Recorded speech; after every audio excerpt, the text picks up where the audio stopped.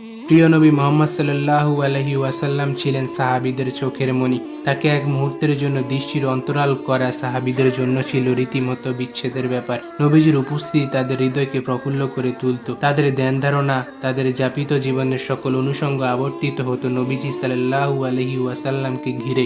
ধু মরুভূমিতে পথহারা পথিকের বুক যেমন এক ফোঁটা পানির জন্য ছটফট করতে থাকে, সাহাবীদের কাছে নবীজির সঙ্গ ছিল ঠিক সেরকম, দুর্লভ অমৃত সমান পানির মতন। নবীজিকে তারা চোখে হারাতেন। তিনি ছিলেন তাদের কাছে প্রাণের অধিক প্রিয়। যে মানুষটিকে এক পলক না দেখলে সাহাবীরা অস্থির হয়ে উঠতেন, ব্যাকুল হয়ে পড়তেন, যার মুহূর্তকাল অনুপস্থিতি সকলকে দিশেহারা করে তুলত। একদিন সেই মানুষটি যখন দুনিয়ার পাট চুকিয়ে বিদায় নিলেন, দুনিয়ার জীবন ছেড়ে বাড়ি জমালেন অনন্ত অসীম জীবনের পথে, সাহাবীদের মনের অবস্থা তখন কেমন হয়েছিল? প্রিয়তম মানুষটার সাথে দুনিয়ায় আর দেখা হবে না, একসাথে বসে গল্প করা হবে না, হৃদয়ের সমস্ত আবেগ ঢেলে ইয়া রাসূলুল্লাহ বলে সম্বোধন করা যাবে না, তার ডাকে লাব্বাইক বলে হাজির হওয়া যাবে না। এমন দৃশ্যগুলো কল্পনা করা কি সাহাবীদের জন্য খুব সহজ ছিল? ছিল না। নবীজিকে হারিয়ে সাহাবীদের হৃদয়ে যে বিচ্ছেদের ঝড় উঠেছিল, সেই ঝড়ের খানিকটা আমরা বুঝতে পারি উমর রাদিয়াল্লাহু আনহুর ঐতিহাসিক সেই ঘটনা থেকে। নবীজি সাল্লাল্লাহু আলাইহি ওয়াসাল্লামের মৃত্যুর দিন উমর রাদিয়াল্লাহু আনহু একেবারে পাগলের মতো হয়ে গেলেন। নবীজির মৃত্যু হতে পারে এই ব্যাপারটা তিনি বিশ্বাসই করতে পারছিলেন না। তিনি হয়তো ভাবলেন, আল্লাহ কর্তৃক প্রেরিত একজন রাসূল, যাকে আল্লাহ সুবহানাহু ওয়া তাআলা বাছাই করেছেন গোটা মানব জাতির জন্যে, যার উপর নাজিল হয়েছে আসমানি গ্রন্থ আল কুরআন, মহান আল্লাহ সুবহানাহু ওয়া তাআলা যার সাথে 7 আসমানের উপরে সাক্ষাৎ করেছেন, তার কিভাবে মৃত্যু হতে পারে? উমর রাদিয়াল্লাহু আনহু তখন অধিক শোকে পাথর। মুহাম্মদ সাল্লাল্লাহু আলাইহি ওয়াসাল্লামও একজন মানুষ হিসেবে তার মৃত্যু হওয়াটাই স্বাভাবিক। আল্লাহ সুবহানাহু ওয়া তাআলা সৃষ্ট কোনো বস্তুকে অমরত্ব দান করেননি। এই ধ্রুব সত্য থেকে তার মন তখন খানিক সময়ের জন্য বিস্মিত হল।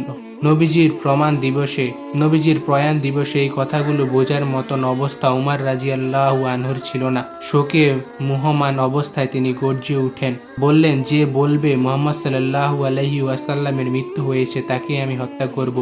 ভিড় ঠেলে এগিয়ে এলেন আবু বকর রাদিয়াল্লাহু আনহু।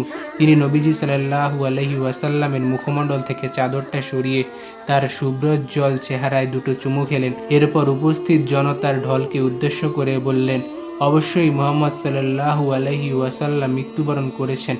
আবু বকর রাদিয়াল্লাহু আনহুর এমন সাদাসিধে সরল বক্তব্যে উমর রাদিয়াল্লাহু আনহুর মনের যাতনা যেন আরো দ্বিগুণ বেড়ে গেল। নবীজির প্রয়াণে যে শোকের সাগর জন্ম নিয়েছে হৃদয়ে, সেই সাগরে যেন আরো অশান্ত, আরো বেপরোয়া হয়ে উঠল। উমর রাদিয়াল্লাহু আনহু বলে উঠলেন, না, কখনোই না।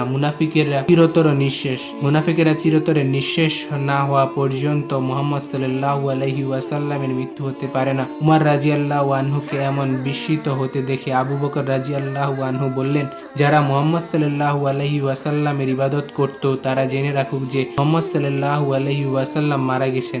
আর যারা আল্লাহ সুবহানাহু ওয়া তাআলার ইবাদত করে, তারা জেনে রাখুক যে আল্লাহ চিরঞ্জীব, চিরন্তন। এরপর তিনি সূরা আল ইমরানের সেই আয়াতটি তিলাওয়াত করলেন, আর মুহাম্মদ কেবল একজন রাসূল, তার পূর্বে নিশ্চয় অনেক রাসূল বিগত হয়েছেন। যদি মুহাম্মদ মারা যান কিংবা তাকে হত্যা করা হয়, তবে কি তোমরা আল্লাহর রাস্তা থেকে পলায়ন করবে? জেনে রাখো, যে ব্যক্তি আল্লাহর রাস্তা থেকে পলায়ন করে, সে আল্লাহর কোনো ক্ষতি করতে পারে না, আর আল্লাহ শীঘ্রই কৃতজ্ঞদের প্রতিদান প্রদান করবেন। আবু বকর রাদিয়াল্লাহু আনহুর মুখে এই আয়াত শুনে মুহূর্তে স্তম্ভিত হয়ে যান উমর রাদিয়াল্লাহু আনহু। তিনি বললেন, মনে হলো আয়াত আমি আজই প্রথম শুনলাম। উমর রাদিয়াল্লাহু আনহুর মতন একজন বিশিষ্ট সাহাবীও অল্প কিছু সময়ের জন্য বিস্মিত হয়েছিলেন সেদিন। শোকের অতিশয্যে তিনি ভুলতে বসেছিলেন মুহাম্মদ সাল্লাল্লাহু আলাইহি ওয়াসাল্লামও মৃত্যুবরণ করতে পারেন। একজন নবী, প্রেরিত রাসূল, আসমানি কিতাবের ধারক ও বাহক, জগতের পদচিহ্ন রাখা সর্বশ্রেষ্ঠ মানুষ, এমন মানুষেরও মৃত্যু হতে পারে। ভাবনার এমন দোটানায় বিস্মিত, এমন ঘোরে নিমজ্জিত ছিলেন উমর রাদিয়াল্লাহু আনহু। আবু বকর রাদিয়াল্লাহু আনহুর মুখ থেকে কুরআনের একটি আয়াত শুনে সেদিন তার এই ঘোর ভাঙল।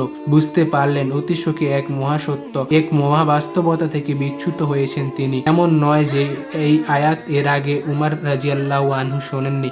ইতোপূর্বে অনেকবার তিনি এই আয়াত তেলাওয়াত করেছেন, অনেক মানুষকে তিনি আয়াত পড়ে শুনিয়েছেন, শিখিয়েছেন। তারপরও তিনি বললেন, মনে হলো এই আয়াত আমি আজই প্রথম শুনলাম। এই যে আবু বকর রাদিয়াল্লাহু আনহুর একটি ছোট রিমাইন্ডার, একটি ছোট্ট নসিহা। এতেই উমর রাজিয়াল্লাহু আনহুর বিস্মিত অন্তর জেগে উঠেছিল সেদিন যে মহাসত্য থেকে বিচ্যুত হয়েছিলেন তিনি। আবু বকর রাজিয়াল্লাহু আনহুর একটা ছোট্ট কথা সেদিন তাকে টেনে নিয়ে এলো পরম বাস্তবতায়। তার অন্তর উপলব্ধি করল সত্যটাকে। উপস্থিত সকল সাহাবীও বুঝলেন যে নবী মুহাম্মদ সাল্লাল্লাহু আলাইহি ওয়াসাল্লামের মৃত্যু হতে পারে। যদি সেদিন আবু বকর রাজিয়াল্লাহু আনহু উমর রাজিয়াল্লাহু আনহুর এই ভুল না ভাঙাতেন, তাহলে মুসলিম শিবিরে শিরকের মতো এক পাপ হয়তো শেকড় গেড়ে বসত। এই ঘটনা বলার উদ্দেশ্য হলো এই, একটি নসিহা, একটি রিমাইন্ডার, একটি উপদেশ মাঝে মাঝে অনেক গুরুত্বপূর্ণ ভূমিকা রাখে আমাদের জীবনে। বিস্মৃতির অতল তলে তলিয়ে যাওয়া আমাদের হৃদয়গুলোকে জাগিয়ে তুলতে এরকম নসিহার খুব বেশি দরকার মনে করি। একটি আয়াত কিংবা হাদিস অথবা একটি বাক্য বদলে দিতে পারে আমাদের জীবন, হৃদয়ে মেলে দিতে পারে ভাবনার ডালপালা, বিস্তৃত হৃদয়কে নতুন করে জাগাতে, মরচে ধরা ইমানকে ঝালাই করতে, অবাধ্যতার অন্ধকার থেকে আমাদের তুলে আনতে অনেক সময় একটি লাইনও যথেষ্ট হতে পারে।